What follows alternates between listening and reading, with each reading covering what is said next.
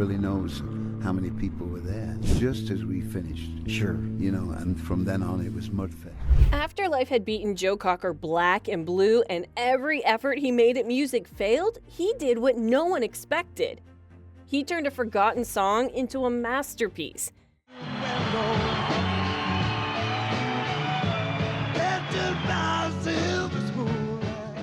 But the way he did it, that part almost feels unreal. Remember, it was only when we, really got to doing Little Help for My Friends.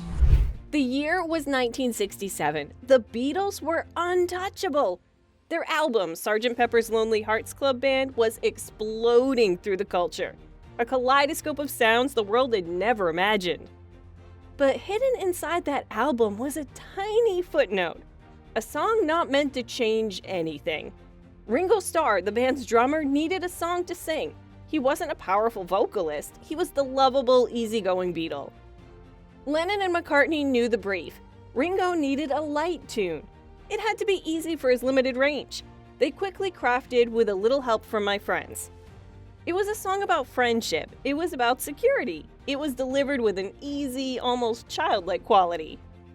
The melody was sweet. The lyrics were simple questions. What would you do if I sang out of tune? It was a modest track that was never released as a single.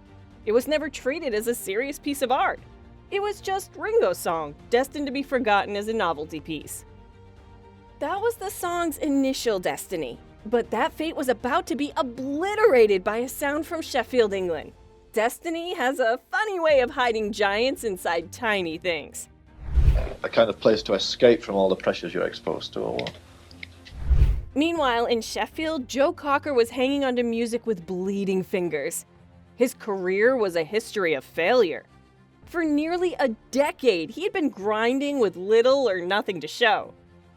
But then, something inside him refused to stay silent. This was the moment when desperation stopped being a burden and became fuel. He worked days as an apprentice gas fitter.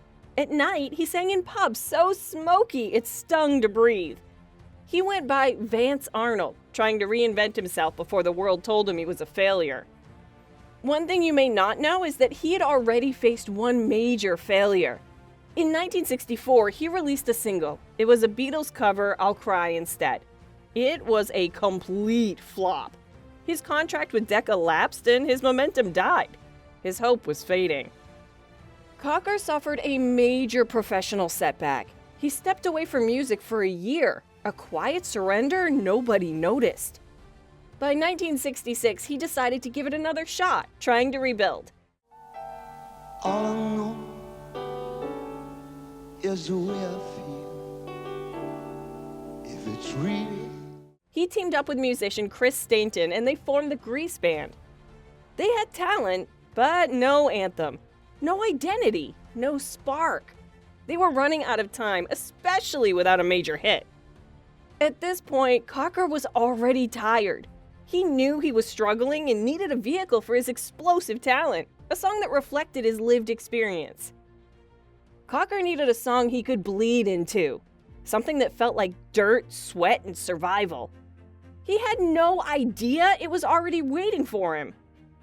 1968. Cocker and the Grease Band were digging for material when Chris Stainton mentioned the Beatles track. That offhanded suggestion would change music history. Cocker heard something different in the melody. He didn't hear a lighthearted ditty. What he heard was a massive cry for help and a gospel chord progression waiting to be unleashed. The transformation was immediate. They slowed the tempo, then drenched it in shadows. The song grew heavier, thicker, almost funeral-like before erupting into gospel fire. Backup singers filled the studio like a broken church choir rising from the ashes. The recording session in London was serious. It featured top British musicians. Among them was the legendary guitarist Jimmy Page. Page was still months away from forming Led Zeppelin. Page provided the famous guitar lines. His work was sharp. It was powerful. It helped elevate the track immediately. Then the song stopped being a cover and became a studio masterpiece in the making. Cocker stepped up to the microphone. He didn't sing the song, he attacked it and devoured it.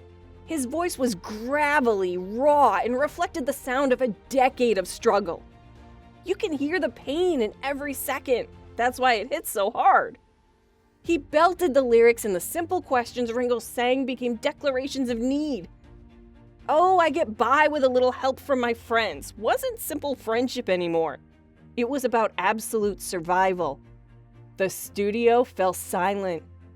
At this point, everyone knew the old version was gone forever. Cocker had claimed it. Them to move them, you know what I mean? To kind of G them up a little bit. Then came the defining moment. The single was released in late 1968. The track shot up the UK charts. But Joe Cocker was still a regional star and was still waiting for his global moment. That moment arrived in the summer of 1969. It arrived on a muddy field in Bethel, New York. There was a massive black cloud that was coming in just as we finished. Sure. You know, and from then on it was Mudfest, wasn't it? Rain hammered down on the crowd. They must have been shaking from the cold, but when Joe stepped on stage, everything suddenly changed. This was the perfect audience. This was the perfect setting for Cocker's raw and unflinching emotion. He launched into "With a Little Help from My Friends." The sound was heavy, glorious, and deafening. Cocker's vocal delivery was startling. It was unlike anything the world had seen. He poured every ounce of his being into the sound. His physical movements were famous. His arms flailed uncontrollably. He mimed playing the air guitar, and he rocked back and forth violently. To some, it looked clumsy, and to others, spastic. He even looked like a man having a seizure. But this clumsiness was his genius. The audience saw the performance, the physical strain, and it was all proof of his total emotional commitment. No one, absolutely no one, forgot it. It was the kind of performance that burns itself into the world forever. When that final note hit, Joe Cocker wasn't a pub singer anymore. He was a phenomenon. I see it in that way, as if I was playing. Yeah. But then when people started saying weird things about me... The explosion was instantaneous. The single received an immediate, massive boost. The film of Woodstock, releasing the following year, cemented his legend. Woodstock footage sent the song into orbit. The whole world watched that raw, volcanic performance and felt something they couldn't explain. His debut album, With a Little Help from My Friends, shot up the global charts. It exploded in sales, and Cocker was immediately launched into the stratosphere of rock stardom. Joe went from struggling in Sheffield pubs to headlining major US venues. Not just that, he secured an extensive and high-profile American tour, and the world couldn't ignore him. This single song defined his signature identity. He was undoubtedly a raw, working-class Englishman who sang American R&B with unparalleled passion. But it didn't end there. The artistic recognition followed. Even the Beatles had to concede that the song was no longer theirs. It was Cocker's anthem. Paul McCartney himself called Cocker's rendition a masterpiece. He specifically praised the transformation. It changed a simple nursery rhyme-like tune into a soul anthem. Ringo Starr admitted the song was now mind-blowing. Imagine creating something so powerful that even its original creator said, "It's yours now." What started as a simple Ringo tune had been rebuilt into a soul anthem of survival. Joe didn't just cover a song, he resurrected it. He transformed it. He made it eternal. It was the sound of a man fighting his way back to the light, and he found salvation in a simple Beatles tune and rebuilt it into a monumental expression of the human spirit. Next time you hear that slow, powerful opening chord, remember this. This wasn't just a cover, it was the sound of struggle. It was the sound of genius. It was Joe Cocker's masterpiece. Do you think Joe was lucky, or was it completely hard work? Drop it in the comments below. Hit that like button and subscribe for more mind-blowing videos. Thank you for watching.